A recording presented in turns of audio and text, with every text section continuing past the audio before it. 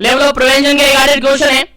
Question ये कह रहा है, देखिएगा, action which hate the progress of a disease, action which hate the progress of a disease at its incipient stage and prevent the complication related to which stage of prevention। Question समझ में आ गया? Question ये कहता है कि किसी भी पर्सन को डिजीज हो रखी है, किसी भी पर्सन को डिजीज हो रखी है और उसके अंदर कॉम्प्लिकेशन को प्रिवेंट करना है। किसको प्रिवेंट करना है? कॉम्प्लिकेशन को प्रिवेंट करना है, कॉम्प्लिकेशन को नहीं होने देना है। ऐसा एक्शन आप लेंगे कि डिजीज की प्रोग्रेस को आप हेट करते, डिजीज की प्रोग्रेस को आप हेट करवाते हैं, यानी उसकी प्रोग्रेस को रोक रहे हो और कॉम्प्लिकेशन नहीं होने दे रहे हो। तो ये एक्शन किस stage of level of prevention से रिगार्डेड है? उम्मीद करता हूं क्वेश्चन समझ में आ गया होगा। तो आंसर आपको दे देना है फटाफट से। प्राइमरी लेवल, सेकंड ऑप्शन है सेकेंडरी लेवल, सी ऑप्शन है टर्सरी लेवल और डी ऑप्शन है नन ऑफ दीज। चलिए आंसर आपको बताना है फटाफट से, क्या इसका करेक्ट आंसर है।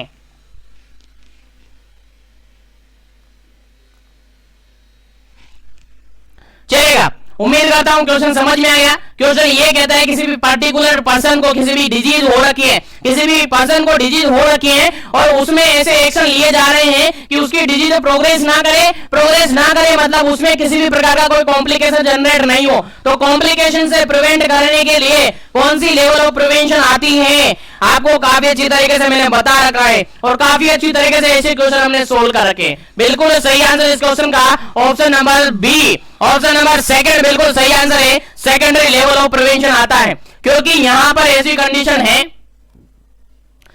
प्राइमरी लेवल ऑफ प्रिवेंशन के अंदर तो केवल रिस्क वगैरह रहते हैं, रिस्क हो गया, रिस्क से प्रिवेंट करवाते हैं, हेल्थ प्रमोशन करवाते हैं, ऐसी तरीके से स्पेसिफिक प्रोटेक्शन प्रमोशन आप करवाते हैं, आपको याद होगा। उसके बाद सेकेंडरी लेवल में डिजीज कंडीशन हो जाती है, यहां पर डायग्नोस्टिक टेस्ट वगैरह करवाते हैं और ट्रीटमेंट प्रोवाइड करवाते हैं। ट्रीटमेंट क्यों प्रोवाइड करवाते हैं? ताकि डिजीज आगे बढ़े नहीं, ताकि डिजीज से जो कॉम्प्लिकेशन है वो नहीं जनरेट हो, और कॉम्प्लिकेशन अगर हो गए तो फिर वो टर्सरी में आ जाते हैं और टर्सरी के बाद डिसेबिलिटी वगैरह आने लगते हैं। उम्मीद है आपको याद होगा, नहीं याद है तो कंटिन्यूअसली सेशन में बने रहे, 100% ऐसे क्वेश्चन आपको याद होंगे। और लेवल ऑफ प्रिवेंशन के रिगार्डेड मैंने 2-3 सेशन ले रखे, उनको नहीं देखा तो 100% देख लीजिएगा। 100% मैं आपसे कह सकता हूं दावे के साथ, आपके एग्जाम में लेवल ऑफ प्रिवेंशन के रिगार्डेड क्वेश्चन आएगा 100%, चाहे एक ही क्वेश्चन आए। और ये मैं बता दूं आपको, दोनों पेपर में लेवल ऑफ प्रिवेंशन के रिगार्डेड क्वेश्चन आ सकता है, क्योंकि लेवल ऑफ प्रिवेंशन के रिगार्डेड ये ऐसा टॉपिक है जहां पर किसी भी तरीके से कोई बॉन्ड नहीं है। ये दोनों तरीके से आपको क्वेश्चन पूछे जा सकते हैं, कंसंट्रेशन के साथ और सस्पेंस के साथ क्वेश्चन को पढ़िएगा, ऑप्शन को पढ़िएगा, देन आफ्टर समझिएगा, देन आफ्टर आपको आंसर देना है, उसके बाद आपका आंसर सही हो जाएगा। तो इस क्वेश्चन का बिल्कुल राइट आंसर हो जाता है आपका ऑप्शन नंबर बी। चलिए आगे बढ़ते हैं नेक्स्ट क्वेश्चन पर। नेक्स्ट क्वेश्चन है, उम्मीद करता हूं क्वेश्चन आपको समझ में आ रहे होंगे, उम्मीद करता हूं क्वेश्चन समझ में आ रहे होंगे और इस तरीके से कंटिन्यूस के साथ आप बने रहेंगे और इसी तरीके से पढ़ते रहेंगे। चलिएगा, क्वेश्चन यहां पर आपका ये कहता है, how many dimension of health are there. यहां पर हेल्थ के डायमेंशन कितने हैं, क्वेश्चन ये पूछा है। काफी सिंपल सा इजी सा क्वेश्चन है और रिपीट हुआ क्वेश्चन है। बीपीसीसीएचएन का जो ऑब्जेक्टिव पेपर हुआ है उसमें 2 बार करीब ये पूछा जा चुका है। और इस क्वेश्चन के रिगार्डिंग ऑप्शन में कंफ्यूजन होता रहता है, और अगर कहीं पर आप देखेंगे अलग अलग बुक्स के अंदर देखेंगे तो इसका ऑप्शन अलग अलग देखने को मिलेगा। अलग अलग बुक के अंदर आप प्रीफर करेंगे तो अलग अलग इसके अंदर आपको डायमेंशन देखने को मिलेंगे, लेकिन आपको कंफ्यूजन नहीं होना है, कंफ्यूजन नहीं हो रहा है। चलेगा, क्वेश्चन का पहले ऑप्शन है 5, सेकंड ऑप्शन है बी ऑप्शन है 6, सी ऑप्शन है 7 और डी ऑप्शन है 8। चलिएगा, बताइएगा क्या करेक्ट आंसर होगा। हेल्थ के डायमेंशन कितने हैं? आपने अपनी बुक में उठाकर देखा होगा तो आपकी बुक में कितने हैं वो बताना है। ये नहीं बताना है कि हमने उस बुक के अंदर देखा था सर, उस बुक के अंदर तो 5 ही थे, हमने गूगल पर देखा था सर, हमें गूगल पर मिले 7, और हमने जब कम्युनिटी की बुक उठाकर देखी तो हमने मिले सर 6। तो आपका आंसर क्या रहेगा सर? सभी मिले हैं, सभी वहां पर मिले हैं, आपका आंसर आपको देना पड़ेगा और सही देना पड़ेगा अगर नंबर चाहिए तो। अगर क्लियर होना है तो कॉन्सेप्ट तैयार रखना पड़ेगा, नहीं तो कोई भी प्रॉब्लम फेस की जा सकती है या हो सकती है, आपके सामने आ सकती है प्रॉब्लम। तो मैं बता दूं, इस क्वेश्चन का जो राइट आंसर आपको लगाना है आपके सिलेबस के अकॉर्डिंग, आपकी बुक्स के अकॉर्डिंग, इस क्वेश्चन का राइट आंसर 8 रहेगा, बिल्कुल सही आंसर रहेगा। आपके सिलेबस के अकॉर्डिंग बिल्कुल सही आंसर है। 8 डायमेंशन आपको सही आंसर लगाने। कितने लगाने? 8 डायमेंशन लगाने। काफी जगह आपको देखने को मिलेगा और काफी सारी जगह ऑनलाइन एजुकेशन में भी ऑनलाइन काफी सारे जो एमसीक्यूज करवा रहे हैं लोग, एमसीक्यूज करवा रहे हैं अलग अलग कोचिंग्स की, कहीं पर भी देखिएगा इसके रिगार्डेड अलग अलग एरर्स आपको देखने को मिलेंगे। लेकिन मैं बता दूं, इस क्वेश्चन का राइट आंसर आप 8 ही रखिएगा, गलत नहीं कीजिएगा, क्योंकि अलग अलग बुक्स के अंदर आप देखेंगे, गूगल पर भी आप सर्च की करके देख लीजिएगा, भले अभी करेंगे तो आई थिंक उसके अंदर गूगल में 7 डायमेंशन बताएंगे, लेकिन आपको 7 नहीं करना है, आपको कितने करना है? 8 करना है, क्योंकि आपके सिलेबस के अंदर 8 दे रखा है और गवर्नमेंट और आपके रिगार्डेड जो पेपर होगा वो भी 8 ही मानेगा, चलेगा। बता दूं कौन कौन से एनवायरमेंटल फैक्टर होता है, कौन सा एनवायरमेंटल डायमेंशन होता है, उसके अलावा उसके अलावा फिजिकल डायमेंशन होता है, उसके अलावा फिजिकल डायमेंशन होता है, उसके अलावा इमोशनल डायमेंशन होता है, उसके अलावा आपका स्पिरिचुअल डायमेंशन होता है, स्पिरिचुअल डायमेंशन होता है, उसके अलावा आपका इंटेलेक्चुअल डायमेंशन होता है, उसके अलावा आपका फाइनेंशियल डायमेंशन होता है, उसके अलावा ऑक्यूपेशनल डायमेंशन होता है। कौन सा? ऑक्यूपेशनल डायमेंशन होता है। उसके अलावा सोशल डायमेंशन होता है। कितने हुए? 8 हो गए ना, बिल्कुल देखिए काउंट कर लेते हैं एक बार से कितने हो गए, कितने डायमेंशन मैंने लिख दिए यहाँ पर। पहला एनवायरमेंटल हो गया, दूसरा फिजिकल हो गया, तीसरा यहाँ पर, थर्ड यहाँ पर हो गया इमोशनल, फोर्थ यहाँ पर हो गया स्पिरिचुअल, फिफ्थ यहाँ पर हो गया आपका इंटेलेक्चुअल, 6 हो गया फाइनेंशियल, 7 हो गया ऑक्यूपेशनल और 8 हो गए यहाँ पर सोशल। तो टोटल 8 डायमेंशन जो कि आपके सिलेबस के अकॉर्डिंग है और आपको 8 ही याद रखने हैं। बिल्कुल अपने कॉन्सेप्ट को हिलाना नहीं है, नहीं तो क्वेश्चन गलत हो जाएगा अगर आ गया तो, ठीक है। और अगर आप देखिए कहीं भी प्रीफर करें, मैं आपसे ये नहीं कहूंगा आप उसको सही नहीं माने, बिल्कुल सही मान सकते हैं। यहाँ पर अगर एग्जैक्ट अपन माने, नॉर्मली जनरली अपन अगर देखते हैं, बिल्कुल कॉन्सेप्ट तगड़ा वाला कॉन्सेप्ट रखते हैं, तो हेल्थ के कॉन्सेप्ट बेसिकली अगर देखें कॉमन तो 5 ही हेल्थ के कॉन्सेप्ट होते हैं। कितने? 5 ही हेल्थ के कॉन्सेप्ट माने जाते हैं बेसिकली, बाकी आपके सिलेबस के अकॉर्डिंग 8 है। अब 5 कौन कौन से माने जाते हैं मैं बता दूं आपको। पहला माना जाता है यहाँ पर फिजिकल डायमेंशन, दूसरा माना जाता है सोशल डायमेंशन, तीसरा माना जाता है यहाँ पर एनवायरमेंटल, और फोर्थ यहाँ पर माना जाता है स्पिरिचुअल, और फिफ्थ यहाँ पर माना जाता है फिजिकल, सोशल,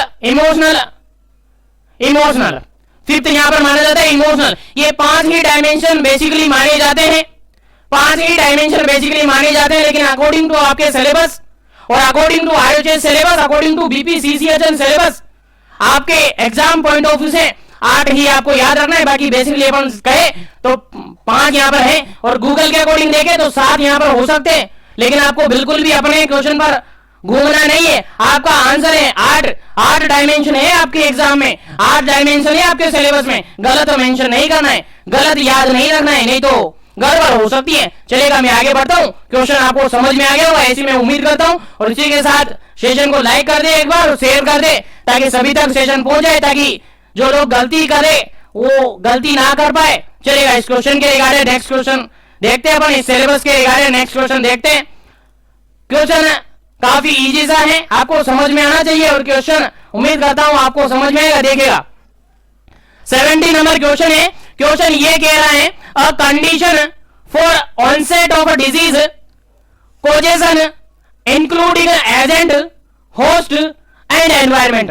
क्वेश्चन तो समझ में आ गया होगा, क्योंकि क्वेश्चन हम रिपीट कर चुके हैं प्रीवियस सेशन के अंदर, ये क्वेश्चन हम डिस्कस भी कर चुके हैं। देखा क्वेश्चन यहाँ पर ये है, ऐसी कंडीशन जहां पर ऑनसेट ऑफ डिजीज कोजेशन हो रहे हैं, यानी डिजीज के कोजेशन का ऑनसेट हो रहा है, यानी डिजीज कोज हो रही है, तो ऐसी कंडीशन में जो आपका एपिडेमियोलॉजिकल जो एजेंट है, एपिडेमियोलॉजिकल जो एजेंट है, फैक्टर है, एजेंट, होस्ट और एनवायरमेंट, इनके बीच में आपस में क्या रिलेशनशिप है, ये आपसे क्वेश्चन कह रहा है और आपसे क्वेश्चन का आंसर मांग रहा है। तो आपका आंसर क्या होगा?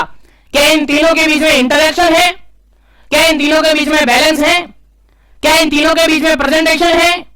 क्या इन तीनों के बीच में इनिशिएशन है? आपको आंसर देना है, क्या करेक्ट आंसर होगा। और आई थिंक क्वेश्चन समझ में आ गया होगा। आई थिंक क्वेश्चन का आंसर आपको समझ में आ गया होगा, क्योंकि क्वेश्चन हम रिपीट कर चुके हैं।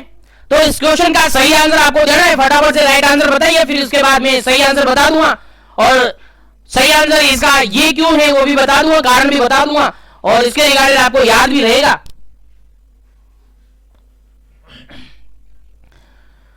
चलिएगा, इस क्वेश्चन का बिल्कुल राइट आंसर होता है आपका, इस क्वेश्चन का बिल्कुल राइट आंसर होता है आपका option number first. Option number first यानी ऑप्शन नंबर ए बिल्कुल सही आंसर है। Just a minute, option number A बिल्कुल आपका सबसे सही आंसर है। इंटरेक्शन, तीनों के बीच में इंटरेक्शन होता है। जो एपिडेमियोलॉजिकल ट्रायड के जो फैक्टर हैं, एजेंट, होस्ट और एनवायरमेंट, तीनों के बीच में आपस में इंटरेक्शन होता है। अगर इनमें से एक भी गायब हो जाता है तो फिर ये आपका एपिडेमियोलॉजिकल ट्रायड बिल्कुल अफेक्ट हो जाता है और फिर डिजीज जो कॉज होती है वो इजीली नहीं हो पाती है। इसलिए तीनों के बीच में आपस में इंटरेक्शन होता है। बैलेंस नहीं है, बिल्कुल गलत है। प्रेजेंटेशन नहीं है और इनिशिएशन नहीं है। और ये क्वेश्चन हम लास्टली प्रीवियसली सेशन के अंदर भी पढ़ चुके हैं। इसलिए आप सबसे कहना चाहूंगा, जितने भी सेशन हो रहे हैं सभी सेशन को विजिट कीजिएगा। 100% आपको काफी हेल्प मिलेगी इन सेशन से, उम्मीद करता हूं। चलिए आगे बढ़ते हैं नेक्स्ट क्वेश्चन पर। नेक्स्ट क्वेश्चन आपके सामने काफी जबरदस्त क्वेश्चन, और आप सबको पता है फर्स्ट पेपर के रिगार्डिंग डिस्कस कर रहे हैं, फर्स्ट ब्लॉक और फर्स्ट ब्लॉक के रिगार्डिंग अभी तक जो भी क्वेश्चन डिस्कस किए वो फर्स्ट यूनिट के रिगार्डिंग क्वेश्चन डिस्कस किए। चलिएगा, नेक्स्ट क्वेश्चन आपके सामने काफी इजी, काफी सिंपल, काफी जबरदस्त क्वेश्चन है, समझने की कोशिश कीजिएगा। The pathological process and its manifestation which indicate और departure from a state of perfect health. Question I think आपको समझ में आ गया। क्वेश्चन ये कह रहा है कि पैथोलॉजिकल प्रोसेस है जिसके अंदर से इन्फेस्टेशन, मैनिफेस्टेशन देखने को मिलते हैं। मैनिफेस्टेशन मतलब कि क्लिनिकल मैनिफेस्टेशन, हाँ बिल्कुल वही साइन सिम्टम की बात की जा रही है। Which indicate the departure from the state of perfect health, यानी ऐसा माना जा रहा है कि आपकी परफेक्ट हेल्थ से आप कहां चले गए, ऐसी कंडीशन में चले गए जहां पर आपकी हेल्थ परफेक्ट नहीं है। जहां पर आपकी हेल्थ क्या है, परफेक्ट नहीं है। यहां पर आपकी हेल्थ परफेक्ट थी लेकिन यहां पर आपकी हेल्थ परफेक्ट नहीं है, और परफेक्ट नहीं है इसका कारण बनते हैं पैथोलॉजी, यानी पैथोलॉजी यानी पॉजिटिव फैक्टर, और पॉजिटिव फैक्टर यहां पर पैथोलॉजी बन गए हैं जिसके कारण से मैनिफेस्टेशन देखने को मिल रहा है। जिसके कारण से मैनिफेस्टेशन देखने को यहां पर मिल रही है तो उस कंडीशन को क्या कहेंगे? चलिएगा, ऑप्शन नंबर फर्स्ट क्या उसको इलनेस कहेंगे, ऑप्शन नंबर सेकंड क्या उसको सिकनेस कहेंगे, ऑप्शन नंबर थर्ड क्या उसको डिजीज कहेंगे, और ऑप्शन नंबर फोर्थ यानी ऑप्शन नंबर डी यहां पर हेल्थ, क्या उसको हेल्थ कहेंगे। चलिएगा, आंसर आपको देना है। क्या इसका सही आंसर है, क्या कहेंगे ऐसी कंडीशन को?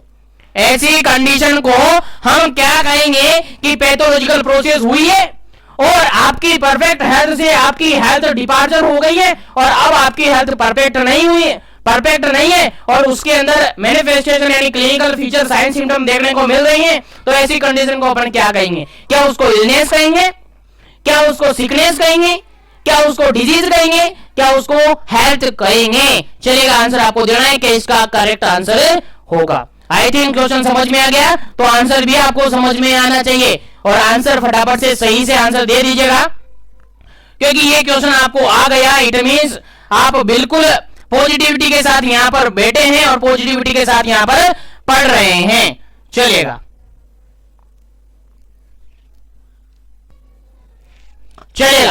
इस क्वेश्चन का बिल्कुल राइट आंसर होता है, इस क्वेश्चन का बिल्कुल राइट आंसर होता है option number C. Option number C बिल्कुल राइट आंसर है, डिजीज। क्योंकि देखिएगा यहां पर क्वेश्चन आपको समझाने की बहुत अच्छी तरीके से कोशिश की है। क्वेश्चन ये है, कोई ऐसा पर्सन है जो कि बिल्कुल हेल्दी है, कोई ऐसा पर्सन है जो कि बिल्कुल हेल्दी है, उसके अंदर से किसी भी कारण से कोई भी पैथोलॉजी आए, देखिए यहाँ पर लिखा हुआ है पैथोलॉजिकल प्रोसेस हुई है यहाँ पर, यानी कि यहाँ पर इसमें पैथोलॉजी आ गए और पैथोलॉजी के आने के कारण से जो पर्सन की हेल्थ है वो बिगड़ गई है, पर्सन की हेल्थ है वो बिगड़ गई है, और बिगड़ जाने से उनके अंदर क्या हो रहा है, साइन सिम्टम यानी मैनिफेस्टेशन देखने को मिला है। तो देखिएगा पेशेंट हेल्थी था, कोई पॉजिटिव फैक्टर आया, इसके अंदर इन्फेस्ट हुआ, इसके अंदर चला गया और उसके अंदर साइन सिम्टम जनरेट किया, तो क्या हुआ सर, डिजीज हो गई सर, उसको इन्फेक्शन हुआ, इन्फेक्शन होने के बाद साइन सिम्टम अगर दिख गए तो हम कह देंगे कि सर उसको डिजीज हो गई है। इसलिए इस क्वेश्चन का राइट आंसर आपका ऑप्शन नंबर सी हो जाता है। उम्मीद करता हूं समझ में आ गया होगा। चलिए मैं आगे बढ़ता हूं नेक्स्ट क्वेश्चन पर। उम्मीद करता हूं यहां तक जो भी क्वेश्चन हमने डिस्कस किए वो आपको समझ में आ गए। चलिए आगे बढ़ते हैं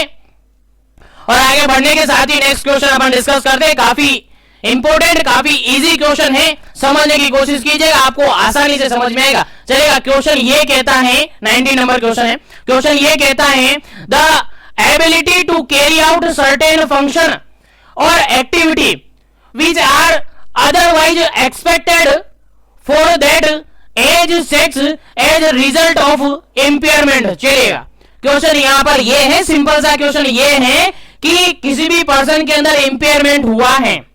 इंपेयरमेंट क्या होता है, हमने लास्टली दो सेशन के अंदर, दो क्वेश्चन के अंदर डिस्कस किए। तो इंपेयरमेंट हुआ है किसी भी पर्सन के अंदर, और इंपेयरमेंट होने के कारण से, इंपेयरमेंट होने के कारण से उनके अंदर इनएबिलिटी आ गई है, यानी एबिलिटी नहीं बची है उनके अंदर कि वो अपने काम को, अपने फंक्शन को कर सके, अपनी एक्टिविटी को वो कर सके।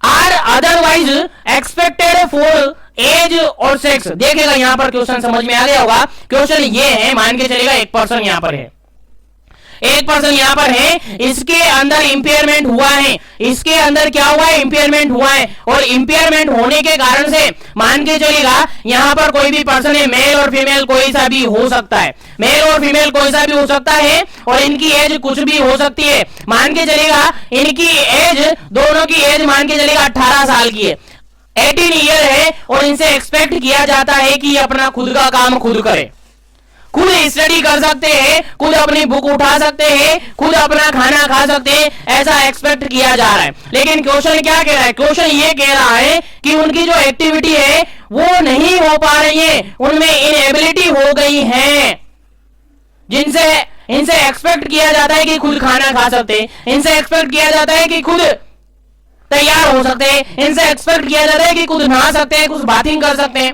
लेकिन ये कर नहीं पा रहे हैं, किसके कारण से, इंपेयरमेंट होने के कारण से। तो ऐसी कंडीशन को हम क्या कहेंगे।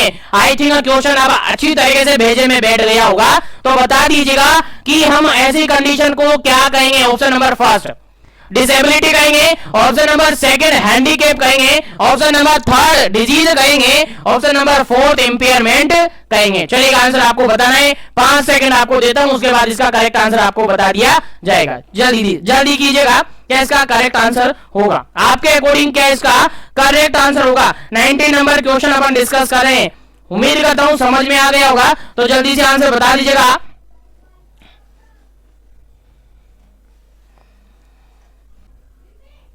जल्दी कीजिएगा, समझ में आ गया होगा क्वेश्चन, थोड़ा सा सोचना है, समझना है और आंसर देना है।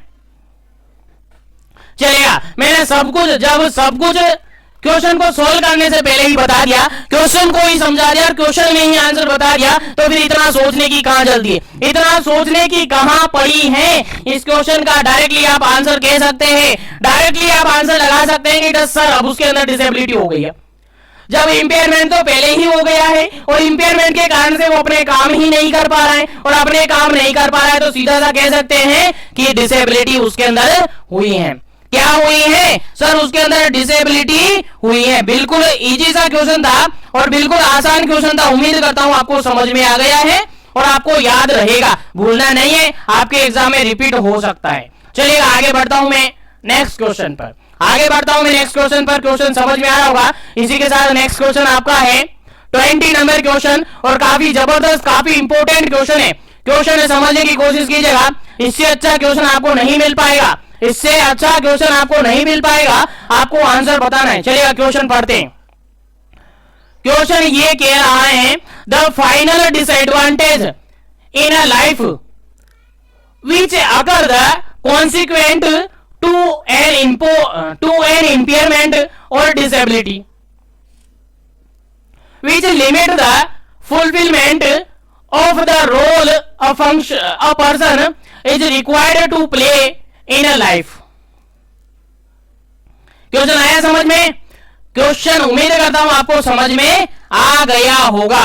चलिए क्वेश्चन यहां पर ये है और क्वेश्चन कहना ये चाहता है कि फाइनली डिसएडवांटेज है, उसकी लाइफ में एक डिसएडवांटेज हो चुका है, विच आकार द कॉन्सिक्वेंट ऑफ इंपेयरमेंट और डिसेबिलिटी, कि उसके अंदर इंपेयरमेंट हो गया है या डिसेबिलिटी हो गई है. अब डिसेबिलिटी हो गई है जिसके कारण से उसके अंदर कुछ लिमिट्स बन गई है, फुलफिलमेंट नहीं कर पाते पर्सन के अंदर जो कि उसकी लाइफ में होना चाहिए था, तो उसको हम क्या कहेंगे? क्वेश्चन समझ में आ गया? क्वेश्चन सिंपल सा ये है, कंफ्यूजन होने की जरूरत नहीं है. क्वेश्चन सिंपल सा ये कहता है कि किसी भी पर्सन के अंदर इंपेयरमेंट हो गया है, डिसेबिलिटी हो गई है, और डिसेबिलिटी होने के कारण से जो भी बॉडी पार्ट जिस भी बॉडी पार्ट के अंदर डिसेबिलिटी हुई है, अब वो डिसेबिलिटी के कारण से बिल्कुल फुलफिलमेंट नहीं हो पा रहा है, बिल्कुल उसके अंदर एक लिमिटेशन बन गई है अपनी लाइफ के अंदर. तो ऐसी कंडीशन को अपन क्या कहेंगे? ऐसी कंडीशन को अपन क्या कहेंगे? जल्दी से आपको आंसर देना है. ऑप्शन आपके सामने है, उसके बाद करेक्ट आंसर आपको बताया जाएगा कि इसका आंसर क्या होगा. पहला ऑप्शन है यहां पर डिसेबिलिटी, पहला ऑप्शन है यहां पर डिसेबिलिटी. दूसरा ऑप्शन है यहां पर यानी बी ऑप्शन है यहां पर हैंडीकैप, सी ऑप्शन है यहां पर डिजीज और डी ऑप्शन है यहां पर इंपेयरमेंट. चलेगा, आंसर आपको देना है. क्या इसका करेक्ट आंसर होगा? जल्दी से आपको आंसर देना है. क्या इसका करेक्ट आंसर होगा? जल्दी जल्दी आंसर देना है. चलेगा, इस क्वेश्चन का जो बिल्कुल करेक्ट आंसर होगा, इस क्वेश्चन का जो बिल्कुल करेक्ट आंसर होगा वो होगा आपका option number B. Option number B बिल्कुल करेक्ट आंसर होगा, हैंडीकैप. क्योंकि पर्सन के अंदर डिसेबिलिटी हो चुकी है, इंपेयरमेंट हो चुका है, अब वो या उसके अंदर लिमिट्स बन चुकी हैं, तो ऐसी कंडीशन को अपन हैंडीकैप कहते हैं. क्या कहते हैं? हैंडीकैप कहते हैं. उम्मीद है समझ में आ गया होगा. चलेगा, मैं आगे बढ़ता हूं नेक्स्ट क्वेश्चन पर. उम्मीद करता हूं यहां तक सब कुछ आपको समझ में आ रहा होगा और अच्छी तरीके से समझ में आ रहा होगा. तो इसी सेशन को लाइक और शेयर जरूर करना है ताकि सभी तक सेशन पहुंचता रहे. चलेगा, नेक्स्ट क्वेश्चन आपके सामने. चलेगा, नेक्स्ट क्वेश्चन आपके सामने काफी इजी सा, काफी सिंपल सा क्वेश्चन है. क्वेश्चन समझने की कोशिश कीजिएगा, उसके बाद आंसर अपन डिस्कस करेंगे. चलेगा, क्वेश्चन यहां पर ये है, the organize community effort that promote health and prolonging life are. देखा, क्वेश्चन यहां पर सिंपल सा ये है. क्वेश्चन आई थिंक आपको समझ में आ गया होगा. क्वेश्चन यहां पर ये कह रहा है, the organize community effort that promote the health and prolong life. Question समझ में आ गया? यानी एक ऑर्गेनाइजेशन के थ्रू एक ऑर्गेनाइज किया जा रहा है कम्युनिटी एफर्ट, जिसके थ्रू आपकी हेल्थ को प्रमोट किया जा रहा है, आपकी हेल्थ को प्रमोट करने के साथ साथ आपकी लाइफ को प्रोलॉन्ग किया जा रहा है. तो ऐसी कंडीशन के अकॉर्डिंग ऑप्शन क्या होगा? चलेगा, ऑप्शन फर्स्ट. चलेगा, ऑप्शन फर्स्ट ऑप्शन कहता है control of communicable infection, communicable infection का कंट्रोल करना. सेकेंड ऑप्शन है इंप्रूवमेंट या इंप्रूव्ड एनवायरमेंट, जिसके अंदर access to safe water and sanitation. Third option है, सी ऑप्शन है personal hygiene improvement through the education. और फोर्थ ऑप्शन है ऑल ऑफ दीज. चलेगा, क्वेश्चन समझ में आ गया? क्वेश्चन ये है कि कम्युनिटी ऑर्गेनाइज के थ्रू एफर्ट लगाया जा रहा है आपकी हेल्थ को प्रमोट करने के लिए, आपकी लाइफ को प्रोलॉन्ग करने के लिए. तो उसके अकॉर्डिंग कौन सा ऑप्शन सही है?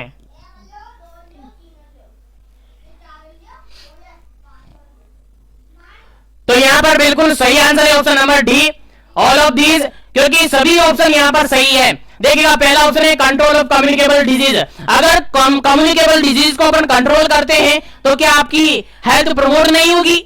हाँ बिल्कुल होगी. क्या लाइफ को प्रोलॉन्ग नहीं कर सकते? हाँ बिल्कुल कर सकते. तो ये ऑप्शन बिल्कुल सही है. बी ऑप्शन नंबर देखें, इंप्रूव्ड एनवायरमेंट. अगर आप एनवायरमेंट को इंप्रूव कर रहे हैं, वाटर और सैनिटेशन को सही कर रहे हैं, इंप्रूव कर रहे हैं, तो क्या हेल्थ प्रमोट नहीं होगी? हाँ सर होगी, बिल्कुल सही है, ये भी सही है. सी ऑप्शन देखे personal hygiene improvement through the education. अब पर्सनल हाइजीन के लिए आप एजुकेशन प्रोवाइड कर रहे हो कम्युनिटी के अंदर, तो कम्युनिटी के लोगों की क्या हेल्थ प्रमोट नहीं होगी क्या? हाँ बिल्कुल होगी। तो तीनों ऑप्शन सही है, इसलिए इस क्वेश्चन का राइट आंसर हो जाता है आपका option number D. Option number D, all of these, सभी ऑप्शन सही हैं। चलिए आगे बढ़ते हैं नेक्स्ट क्वेश्चन पर। उम्मीद करता हूं क्वेश्चन समझ में आ रहा होगा, तो इस वीडियो को सेशन को लाइक और शेयर करते रहिए ताकि सभी को बेनिफिट हो सके। चलेगा नेक्स्ट क्वेश्चन आपके सामने है, काफी इजी और काफी सिंपल सा क्वेश्चन है। बाकी इस क्वेश्चन के आपके एग्जाम में आने के चांसेस थोड़े ज्यादा हैं, क्योंकि ऐसे क्वेश्चन आपके एग्जाम में ज्यादा टपक सकते हैं, ज्यादा मिल सकते हैं। चलिएगा नेक्स्ट क्वेश्चन है 22 नंबर क्वेश्चन। क्वेश्चन क्या कहता है, आयुर्वेदा एंड सिद्धा system of medicine came into the existence. Question simple सा ये है कि आयुर्वेदा और सिद्धा सिस्टम, मेडिसिन के अंदर आयुर्वेदा और सिद्धा सिस्टम कब एग्जिस्टेंस हुआ था, कब आया था? क्वेश्चन समझ में आ गया? ऑप्शन आपके सामने ये है, ऑप्शन नंबर ए 1400 या 1400, 1400 आप कह सकते हैं 1400 बीसी के अंदर। बी ऑप्शन है 1300, 1300 बीसी के अंदर। सी ऑप्शन है 1000 बीसी के अंदर। और डी ऑप्शन है 1100, 1100 बीसी के अंदर। कब आया था आपका आयुर्वेदा सिद्धा सिस्टम मेडिसिन के अंदर, या मेडिसिन का आयुर्वेदा और सिद्धा सिस्टम कब एग्जिस्टेंस हुआ था, कब आया था? इस क्वेश्चन का राइट आंसर आपको देना है। 2 सेकंड दूंगा, बस ज्यादा नहीं दूंगा, 2 सेकंड।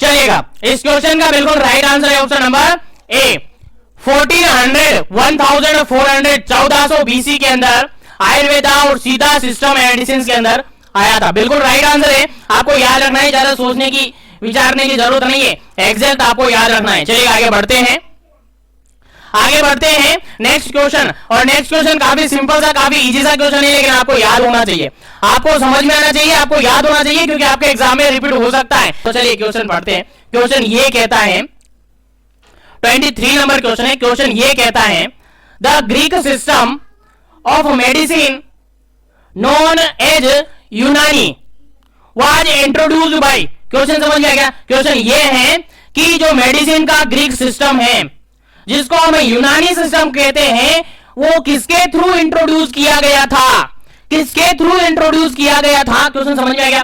चलिए ऑप्शन पढ़ते हैं। पहला ऑप्शन है, ए ऑप्शन है मुस्लिम, बी ऑप्शन है क्रिश्चियन, सी ऑप्शन है पेरिस, डी ऑप्शन है पेरिस या पारसी अपन कह सकते हैं, उसके अलावा सिख। चलेगा, क्या करेक्ट आंसर है? क्या मुस्लिम है, क्या क्रिश्चियन है, क्या पारसी है, क्या फिर सिख है? चलेगा, क्या करेक्ट आंसर है? क्या करेक्ट आंसर है? करेक्ट आंसर आपको देना है। यूनानी सिस्टम ऑफ मेडिसिन की बात की जा रही है, तो अगर अपन देखें तो इसका करेक्ट आंसर होता है ऑप्शन नंबर ए मुस्लिम। बिल्कुल करेक्ट आंसर इसका ऑप्शन नंबर ए, बिल्कुल सही आंसर है, याद रहे, भूलना नहीं है, बिल्कुल कभी भी आपको नहीं भूलना है। चलिएगा मैं आगे बढ़ता हूं नेक्स्ट क्वेश्चन पर। और नेक्स्ट क्वेश्चन काफी सिंपल सा, काफी इजी सा, काफी अच्छा क्वेश्चन है। चलिएगा क्वेश्चन पढ़ते हैं, जस्ट अ मिनट, क्वेश्चन पढ़ते हैं। उम्मीद करता हूं आपको क्वेश्चन समझ में आएगा, आंसर भी आप दे पाएंगे। क्वेश्चन ये कह रहा है, देखिए 24 नंबर क्वेश्चन है। क्वेश्चन ये कह रहा है, the science and art of preventing disease, prolonging life and promoting health and efficiency through the organized community effort. समझ में आ गया? क्वेश्चन सिंपल सा ये है कि साइंस, ऐसी साइंस और एक ऐसी आर्ट जिसके अंदर डिजीज को प्रिवेंट किया जा रहा है, लाइफ को प्रोलॉन्ग किया जा रहा है, प्रमोटिंग किया जा रहा है, हेल्थ को प्रमोट किया जा रहा है, और आपकी हेल्थ को ऐसा एफिशिएंट किया जा रहा है, किसके through? Through the organized community effort. Community effort के थ्रू कम्युनिटी एफर्ट लगाया जा रहा है, और कम्युनिटी एफर्ट के थ्रू आपकी लाइफ को प्रमोट किया जा रहा है, आपके अंदर जो डिजीज है उसको प्रिवेंट किया जा रहा है, आपकी लाइफ को प्रोलॉन्ग किया जा रहा है, प्रमोट किया जा रहा है हेल्थ को। तो ऐसी साइंस और ऐसी आर्ट को आप क्या कहेंगे? चलेगा, क्या उसको हम हेल्थ कहेंगे? ऑप्शन नंबर फर्स्ट है हेल्थ कहेंगे। ऑप्शन नंबर सेकंड है क्या उसको पब्लिक हेल्थ कहेंगे, ऑप्शन नंबर सी है क्या उसको इकोनॉमिक्स कहेंगे, और फोर्थ नंबर ऑप्शन है यानी डी ऑप्शन है क्या उसको पैथोलॉजी कहेंगे। चलिएगा आंसर आपको देना है, ऑप्शन मैंने दे दिए, क्वेश्चन मैंने आपको समझा दिया, अब आंसर आपको देना है, 5 सेकंड आपको देता हूं। चलिएगा इस क्वेश्चन का बिल्कुल राइट आंसर होता है आपका, इस क्वेश्चन का बिल्कुल राइट आंसर होता है आपका option number B, public health कहेंगे। बिल्कुल जी पब्लिक हेल्थ कहेंगे। हमने पब्लिक हेल्थ के अंदर काफी अच्छी तरीके से समझा था सेशन के अंदर, आपने नहीं देखा है पब्लिक हेल्थ वाला सेशन तो एक बार से जरूर उसको देखें, आपको काफी अच्छी तरीके से समझ में आएगा। उम्मीद करता हूं कि अगर आपने ये सभी सेशन देखे हैं तो ये सारे क्वेश्चन आपके माइंड में सेट है, ठीक है। तो सभी सेशन देखते रहिए, कंसंट्रेशन के साथ देखिए, आपको काफी बेनिफिट होगा। चलेगा इस क्वेश्चन का राइट आंसर हो जाता है आपका ऑप्शन नंबर बी, क्योंकि जो डेफिनेशन ऊपर दी हुई है वो किसकी डेफिनेशन है, पब्लिक हेल्थ की डेफिनेशन, क्योंकि यहां पर एफर्ट किसके थ्रू लगाया जा रहा है, कम्युनिटी हेल्थ के थ्रू लगाया जा रहा है। किसके थ्रू, कम्युनिटी हेल्थ, पब्लिक के लोगों के थ्रू एफर्ट लगाया जा रहा है, कम्युनिटी के थ्रू एफर्ट लगाया जा रहा है। तो ऐसी साइंस को, ऐसी आर्ट को जिसके अंदर डिजीज को प्रिवेंट किया जा रहा है, लाइफ को प्रोलॉन्ग किया जा रहा है, हेल्थ को प्रमोट किया जा रहा है, कौन एफर्ट लगा रहा है, कम्युनिटी एफर्ट लगा रहा है। तो ऐसी कंडीशन को, ऐसी डेफिनेशन किसकी है, पब्लिक हेल्थ की डेफिनेशन है। सर बिल्कुल हमें याद है और हमने सही आंसर दे दिया। चलेगा नेक्स्ट क्वेश्चन, सिंपल सा इजी सा क्वेश्चन है और काफी बार रिपीट हुआ है, इसलिए ज्यादा टाइमिंग नहीं देंगे, उम्मीद करता हूं सबको याद होगा। चलिएगा 25 नंबर क्वेश्चन है। क्वेश्चन ये कहता है conducting pap smear examination to detect the cervical cancer, pap smear करवाया जा रहा है। देखिएगा ये क्वेश्चन आपके एग्जाम में काफी इंपोर्टेंट है, फर्स्ट ब्लॉक और सेकंड ब्लॉक दोनों में क्वेश्चन पूछा जा सकता है। पेप स्मीयर सबसे पहला तो आपको याद होना चाहिए, पेप स्मीयर किसके लिए करवाया जाता है, पेप स्मीयर किसके लिए करवाया जाता है, आपका आंसर होगा सर्वाइकल कैंसर के लिए करवाया जाता है। ठीक है, क्वेश्चन तैयार। अब क्वेश्चन ये हो रहा है कि सर्वाइकल कैंसर को डिटेक्ट करने के लिए पेप स्मीयर करवाया जा रहा है।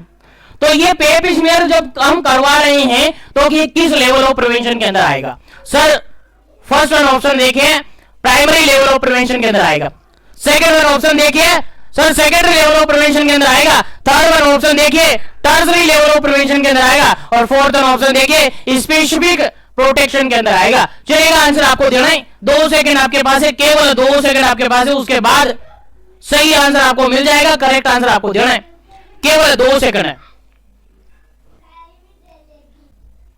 चलिएगा इस क्वेश्चन का बिल्कुल राइट आंसर है, इस क्वेश्चन का बिल्कुल राइट आंसर है ऑप्शन नंबर सेकंड, बिल्कुल सही आंसर है ऑप्शन नंबर बी, बिल्कुल सही आंसर है। सेकेंडरी लेवल ऑफ प्रिवेंशन के अंदर आता है, आप सबको पता होगा सेकेंडरी लेवल ऑफ प्रिवेंशन के अंदर क्या आता है। सर यहां पर सेकेंडरी लेवल ऑफ प्रिवेंशन के अंदर पेशेंट के अंदर डिजीज हो चुकी है, अब पर्सन यहाँ पेशेंट बन चुका है और हमें जल्दी से जल्दी टेस्ट करना पड़ेगा, चेक करना पड़ेगा कि उसके अंदर बीमारी क्या है और फिर उसके अंदर जल्दी से इलाज स्टार्ट करना पड़ेगा। तो जितने भी डायग्नोस्टिक टेस्ट आते हैं, जितने भी डायग्नोस्टिक टेस्ट आते हैं, स्क्रीनिंग टेस्ट आते हैं, वो सारे आपका सेकेंडरी लेवल ऑफ प्रिवेंशन के अंदर आएंगे, याद रखिएगा। चाहे एक्सरा हो, चाहे यूएसजी हो, चाहे एमआरआई हो, चाहे बीएसई हो, चाहे पेप स्मीयर हो, या फिर अदर कोई भी एग्जामिनेशन हो, अदर कोई भी डायग्नोस्टिक टेस्ट हो, सारे टेस्ट कहां पर आएंगे sir, secondary level of prevention के अंदर आएंगे। तो यहां पर क्या आते, early diagnosis and early treatment आते हैं, आप सबको पता है। तो बिल्कुल सही आंसर है इसका option number B, option number B बिल्कुल सही आंसर है। चलिए आगे बढ़ते हैं नेक्स्ट क्वेश्चन पर, आगे बढ़ते हैं नेक्स्ट क्वेश्चन पर। नेक्स्ट क्वेश्चन आपके सामने काफी जबरदस्त क्वेश्चन है, समझने की कोशिश कीजिएगा, याद रहना चाहिए क्या क्वेश्चन है और क्या आंसर है। चलेगा इस क्वेश्चन के अंदर अपन समझते हैं क्वेश्चन क्या कह रहा है। देखिएगा 26 नंबर क्वेश्चन है, क्वेश्चन कह रहा है tertiary level of prevention of disease is related to. अब बताइए, क्वेश्चन सिंपल सा डायरेक्टली उल्टा क्वेश्चन पूछा है कि टर्सरी लेवल ऑफ प्रिवेंशन के अंदर क्या आता है, ऐसा क्वेश्चन पूछा है। अब ऐसे भी कोई क्वेश्चन पूछा जाता है क्या, क्यों नहीं पूछा जाएगा, ऑब्जेक्टिव पेपर देने वाले हैं और आपकी चॉइस है सर हमें ऑब्जेक्टिव पेपर दिलाइए, तो बिल्कुल कैसे भी क्वेश्चन पूछा जा सकता है, चाहे उल्टा पटके चाहे सीधा पटके, लेकिन क्वेश्चन आपके सामने। क्वेश्चन कह रहा है कि टर्सरी लेवल ऑफ प्रिवेंशन के अंदर क्या आता है, या टर्सरी लेवल ऑफ प्रिवेंशन किससे रिगार्डेड है? चलेगा, पहला ऑप्शन है वैक्सीनेशन से, सेकंड ऑप्शन है बी ऑप्शन है गुड न्यूट्रिशन से, सी ऑप्शन है rehabilitation to normal physical mental और सोशल हेल्थ से, और डी ऑप्शन है गुड रेस्ट है, यहां पर गुड रेस्ट एंड स्लीप से। चलिएगा, आंसर बताइएगा क्या करेक्ट आंसर इसका होगा। टर्सरी लेवल ऑफ प्रिवेंशन के अंदर क्या आएगा? क्या वैक्सीनेशन आएगा? क्या गुड न्यूट्रिशन आएगा? क्या rehabilitation to normal physical mental और सोशल हेल्थ आएगा? क्या गुड रेस्ट और स्लीप आएगा? चलिएगा, आंसर बताना है, 5 सेकंड आपके पास है, आंसर आपको देना है, देन आफ्टर सही आंसर आपको मिलेगा।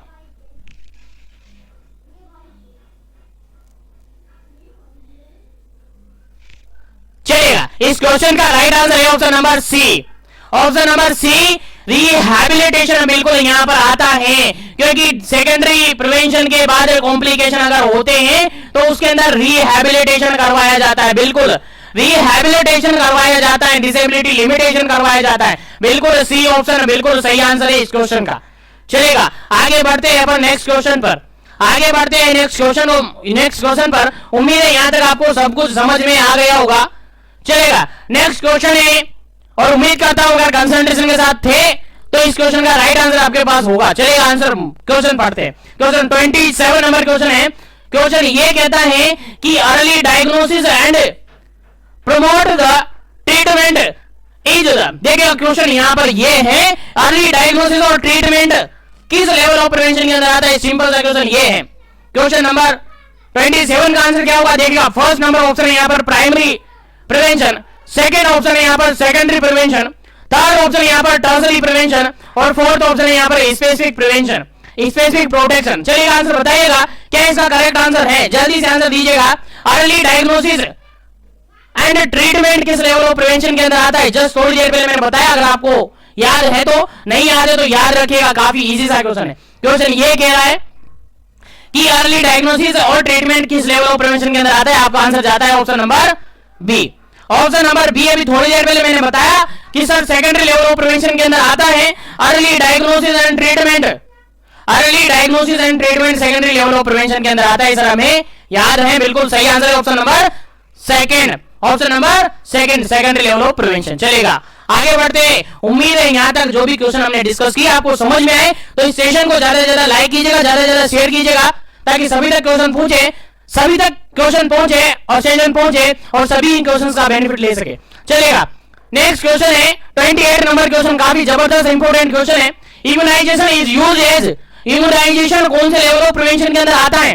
देखिएगा, मैंने सभी तरीके से क्वेश्चन पूछ लिए हैं इस यूनिट से, और इस यूनिट से ये सारे क्वेश्चन अगर आपको आते हैं तो इस यूनिट से अदर कोई क्वेश्चन आपके एग्जाम में नहीं पूछा जाएगा, अगर जो भी पूछा जाएगा तो इन्हीं क्वेश्चन के अंदर से पूछा जाएगा, याद रहे। चलेगा, क्वेश्चन 28 कहता है कि इम्यूनाइजेशन करवाया जा रहा है तो किस लेवल ऑफ प्रिवेंशन के अंदर आएगा?